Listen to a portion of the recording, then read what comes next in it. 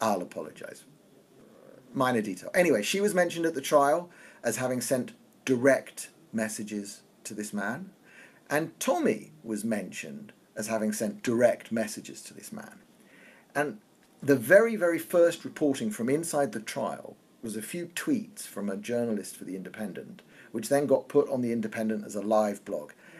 And the first headlines about this ongoing trial that went all around the world was, Darren Osborne receives direct messages from Tommy Robinson and Jayden Franson, from far-right leaders. That's what they call it. And what is the purpose of this line? In order then to put Tommy and Jada on trial for being responsible for radicalizing this man and his actions? That's a very good question. We don't know yet. And the problem with what happened was then, a few hours later, in the court, and I'll say something about how this happened. In the court, the officers of the court or the judge took some of the press aside, and it's not clear if this happened in front of the jury, and said, no, we just need to make a clarification here. All that we found on Darren Osborne's computers or iPads or iPhones or whatever it was a screenshot of 2 emails from The Rebel, which is the company that Tommy works for. And I know that those emails are largely crafted in Canada by the staff of The Rebel. Whereas Tommy actually does type his own tweets, those emails are largely composed by the office, and they go to more than 1 million people are on that Rebel mailing list. Wait a second. You're trying to tell me that the direct communication proven between Tommy Correct. and this convicted man are emails from a subscription list sent out to more than 1 million people? Correct. I'm one of them. And not only that, one was calling for a silent march, again following this Manchester terrorist attack, and the other was highlighting another one of the campaigns. I'm not even sure it was even Islam related, but that was the extent of the direct communications. So it was not direct, it was not on social media. You can't name Tommy Robinson. I mean, it's like a brand name at that point.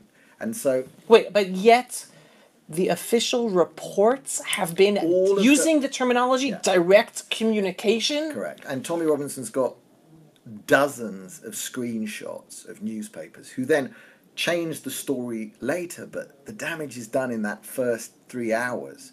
And I know that behind the scenes, the only reason why the court issued the clarification was because Tommy's barrister phoned... That's a lawyer for all of us That's a fancy British name. That's the fanciest sort of lawyer you can have in the UK. And very, very few people in Britain... I'm struggling to know if I know of anybody else who has a barrister on speed dial, as Tommy has to. Okay. Tommy's barrister called up the Attorney General of the UK, which is the highest legal office in the land, and said, you better make some changes here. And that happened within 3 hours. Otherwise, what are the consequences? Well, because the consequences of leaving that out there are grave. Now, they're still grave, and Tommy's barrister and Tommy are waiting to see the court transcripts. He wants to know exactly what the prosecution said at the start of the trial and what the media said as a result of what the prosecution said. At the moment, we've only got media accounts because there is no... In England, they don't broadcast courts. They don't even record. You can't get a recording of what went on in a court. But there are transcripts of the transcriber in the court case. And again, Tommy has to pay a few £1,000s to get those. They're not public, easily. Right. The whole system is rigged. And so that set off an avalanche of media, not about Darren Osborne, this guy who clearly was unhinged or became unhinged or whatever it was, because I can show you dozens, probably 50 videos where Tommy Robinson says nobody should ever go and attack innocent Muslims because you don't like Islam, and it's